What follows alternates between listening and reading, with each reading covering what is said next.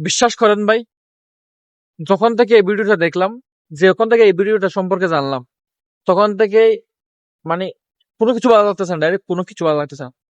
মেধাবীদেরকে বলতেছি, তোরা তোরা আগে মেধাবী হওয়ার আগে মনুষ্যত্ব নিয়ে জন্মগ্রহণ কর, মানুষ হ, তারপরে মেধাবী হইস, পরে মেধাবী হইস, তারপরে আগে মানুষ হ, মানুষ।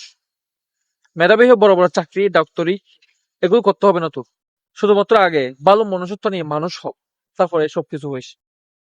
ঢাকা বিশ্ববিদ্যালয়ের মতো এত বড় একটা নামি দামি বিশ্ববিদ্যালয়, বাংলাদেশে 1 নম্বর বিশ্ববিদ্যালয়ের মধ্যে মানুষ ফিরে হত্যা করে। মানুষটার অপরাধ হইল মোবাইল চুরি করছে আর কি, চুরি করছে কিংবা করে নাই, মনে করেন বুলাক্রম করছে, তাহলে একজন জলযন্ত্র মানুষ তোরা মেরে ফেলবি?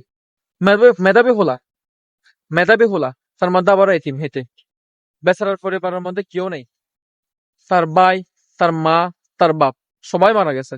আল্লাহ তাদেরকে জান্নাত নসিব করুক, আমিন।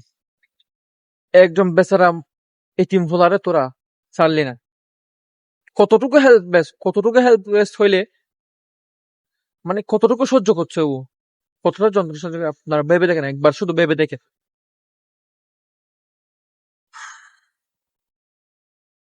ভাত খাওয়াইছে, ভাত প্রথমে একটা মাইর দিছে, মাইর দেওয়ার পর ভাত খাওয়াইছে সুন্দর করে। আহারে, বেচারা সম্ভবত তখন যখন কাঁদছিল তখন ছিল যে তারা হয়তো মাফ করে দিবে, তারা ছেড়ে দিবে, কে জানতো। খানা খাওয়ার পর আবার মাইর দিবে, আর মারতে মারতে জখম করে একদম মেরেই ফেলছে, দুনিয়াতেই ডাইরেক্ট বিদায় করে দিছে ওরে।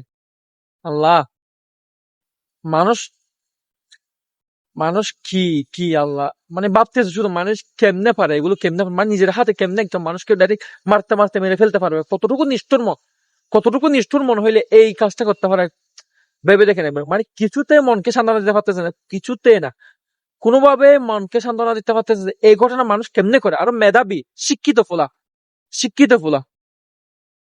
আল্লাহ, আল্লাহ সবার হেদায়েত দান করুক।